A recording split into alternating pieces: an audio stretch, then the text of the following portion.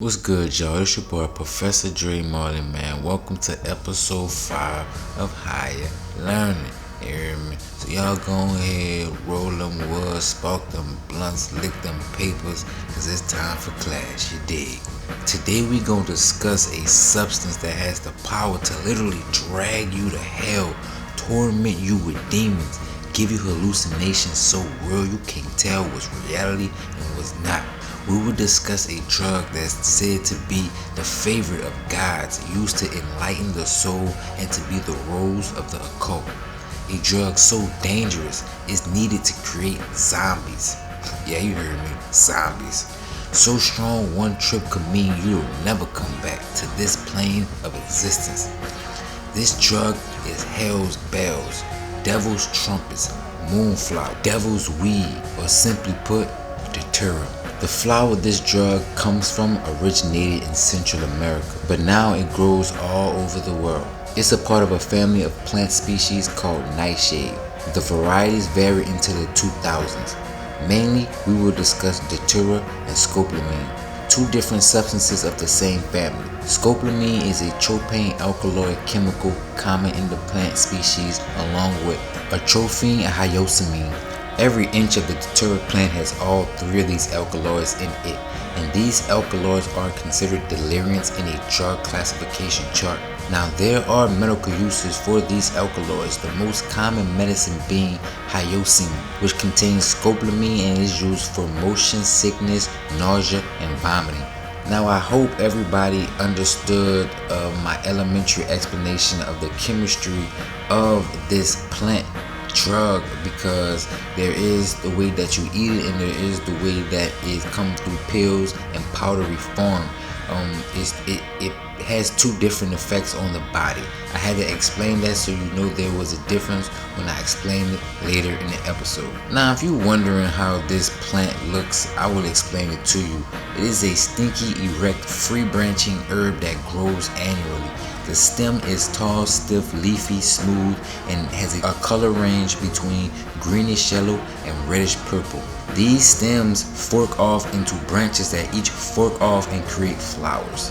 The flowers are trumpet shaped, hence the name Devil's Trumpet. The colors range between white and cream or violet colors that only open at night. Again, hence the name Nightshades. And they erect a pleasant smell and is a commonly known beautiful and unique flower that people often grow in their esoteric gardens. So the flower has an egg-shaped seed capsule that's split into 4 chambers that each hold dozens of black seeds. Despite its beautiful colors and unique look, the whole flower is 100% poisonous. The alkaloids we discussed earlier are highly potent and toxic. So toxic that the line between lethal and recreational use is as thin as a strand of hair, and to make it worse, the toxicity level changes to plant and season to season, so there is no standard. The history of this plant is said to go back thousands of years. Cultures around the globe have used this plant in rituals and ceremonies for as long as humans have been doing rituals and ceremonies. While some use the plant to open one's mind, like in Ethiopia, others used it for more sinister reasons. In India, it is said to be the favorite flower of the goddess Shiva, and it was used by men seeking enlightenment to create horrifying experiences to achieve spiritual liberation. In Haiti, voodoo priestesses used it to turn people into real-life zombies. Well, not people, actual dead people. A magic ritual that is said to have really actually created zombies. We'll talk about that in another episode. And of course, this flower was a favorite amongst witches and other occult practitioners. So by now you're wondering, what the fuck is this drug and why is its history so complex and goddamn scary? Well, let's discuss what a delirium is in the first place. A delirium is a class of hallucinogens specifically created to separate these types of drugs from LSD and ketamine, which produce lucid dream stage and not a horrifying nightmare you can't distinguish from reality. And that's what deliriums do, produce horrifying realities you can't distinguish from what's real and what's the hallucination. Before they used LSD and true serums, they used scopolamine, which proved to be a failure because people were literally going crazy from seeing their worst nightmares and thinking they were actually in hell. So what does this drug do? Let me start by describing the effects of scopolamine, the alkaloid. Once made into a powder form for its medicinal counterpart, it becomes basically roofies on crack.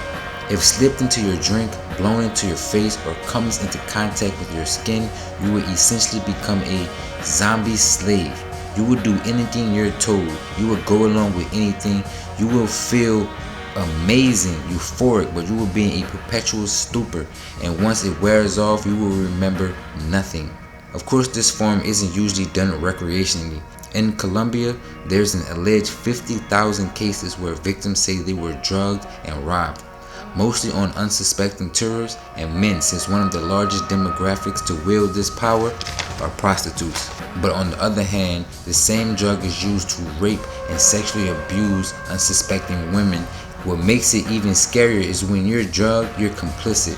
It'll be rape in the sense you were drugged and consciously didn't make that decision in your best mind, but physically you're all for whatever. Because of this fact, it is believed scopolamine can brainwash and control people. Now let's talk about recreational use, which comes in the form of eating the seed pods or basically ingesting any part of the flower. Because this is a delirium, repeat use is definitely rare. Usually the one experience is enough. It produces hallucinations so vivid you can't distinguish between what's real and what's not. Because this is a poison, technically, the hallucinations are horrifying nightmares that oftentimes leave the user traumatized and all damaged in some way that has changed them for the rest of their life. One trip can cause irreversible, serious mental damage. While the hallucinations are literally haunting you, the poison is also killing your body, literally trying to suffocate you and eat you from the inside out. You will see demons, your worst nightmares, and the most horrifying things imaginable. You won't know what you're doing and you will barely remember anything. I will share a story with you so you know exactly what I mean. Now I'm going to say this even though I don't think I have to if you actually listen to what the fuck I said. Do not try this drug. The risks are far too great for any enlightenment that you think you might get from it.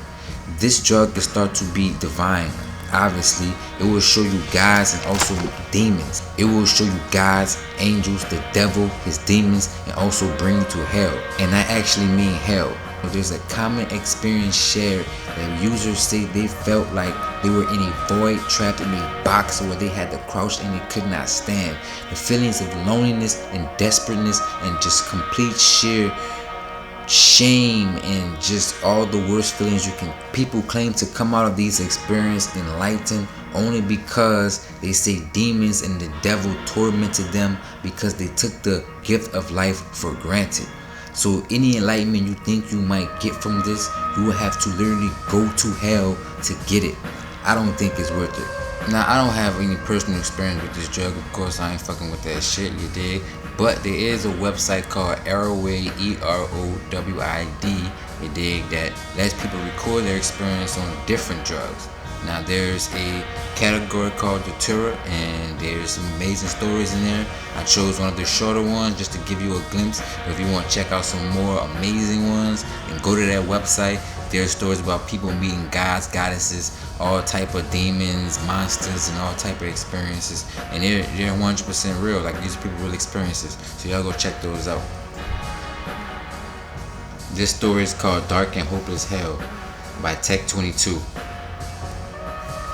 When I was 18, I was in a strange place in the world. I was homeless, penniless, and with no real ambition to pull myself out of the gutter. Although I was without the basic necessities of food and shelter, I had a steady supply of drugs that were dispensed, I suppose, out of sympathy by many of my friends. I went to sleep hungry and cold every night, but never sober. One evening before I left the party to hit the streets to find a broom closet or stairwell to lay my head, a guy I barely knew gave me a large freezer bag full of brown spiky pods.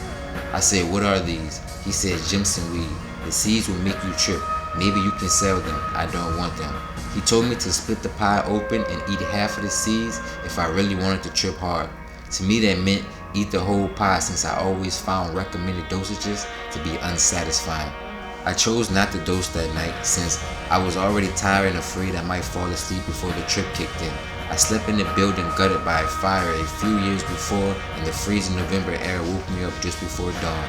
I got up and walked into town to raise my body temperature and avoid hypothermia. This was my daily morning ritual. Obviously, 5 a.m. in a small city offers very little in terms of recreation, so I decided it was the right time to open the door of perception and begin my day with a psychedelic breakfast. I chose the largest pod in the bag, which was also the darkest in color. I was told afterward the most potent seeds are the deepest brown. The seeds were terribly bitter and many of the shells got stuck in my teeth. I managed to finish the entire pie with a little help from a public water fountain. I watched a beautiful sunrise from the roof of an apartment building, constantly waiting for the effects of the Jimson weed to take effect. I can't say how long I sat until the seeds started working, but the first notable signs came in the form of extreme thirst and general physical discomfort. Finding the feeling of seeming dehydration too strong to ignore, I went to a nearby McDonald's for free ice water. It must have been after 9 because the only people in the restaurant were old guys getting free refills on senior citizens discounted coffee. I sat in a booth in the back corner sipping water through a cracked straw, watching the thirsty elderly redneck parade. It didn't take long for me to realize I was entering into a very hallucinogenic trip.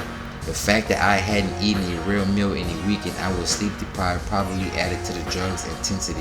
But I can't imagine a big dinner in a full 8 hours would have made too much of a difference. Unlike the onset of an E or acid trip, my mental state was very comfortable, but my physical condition felt quite unhealthy. The heavy sense of inebriation was quickly followed by powerful, disorienting visuals. Though they weren't disturbing, they seemed as clear as sunlight. Black cats milled about the floor in front of me, so numerous I couldn't even see the towel. They appeared wet and angry. There was deep crimson blood dripping from the ceiling. Everything was technicolor. The sense of detachment was strong, but it didn't feel strange. Each hallucination flowed into the next. I was holding a very old Bible in my lap. I couldn't figure out how to open it. Soon it started to leak blood. The more I struggled, the more it bled. As soon as I realized my efforts were futile, the book materialized into the air around me. It didn't seem strange to me. When I analyzed the room again, it was a bustling, futuristic metropolis. It appeared very large and very alien, with shining chrome and flashing lights everywhere. I began to feel discomfort and a strong urge to urinate simultaneously. I staggered into the bathroom and vomited into the closest urinal, right in front of an Amish man. Now I live in South Central Pennsylvania, so it's very possible that he was really there. But considering my state and other people's accounts of Datura-induced visuals, I suppose that he was just a hallucination. I do know that I relieved myself somewhere in the bathroom and left through the side exit adjacent to the lavatory. The street outside was a scene of World War II ravaged Europe. I don't know which country, but everyone on the street was garbed in Nazi military uniform. I felt very threatened. I ran into the alley behind the parking lot and hid behind a pine tree. The anxiety soon ebbed, but the thirst and need to urinate returned. I knew I needed a comfort zone, a place I could relax in. A friend lived nearby. I walked to his apartment complex and stood in front of the stairwell. The same crimson blood from the McDonald's was cascading down the steps. It began to rise over my shoes, up my legs. A heavy sense of vertigo came over me. There's a memory gap between the stairs and my friend's apartment, but I ended up on his couch watching dolphins dive through the wall in a seamless loop. During my time there, I experienced the typical non-existent cigarette search and the disappearing person puzzle. I visited the bathroom many times, but eliminated very little. The sense of dehydration was very unbearable. There was no comfort. I didn't recognize the people in the room. I asked the person closest to me where Bill was. Bill's not here, was the return. I closed my eyes to escape the growing sense of panic.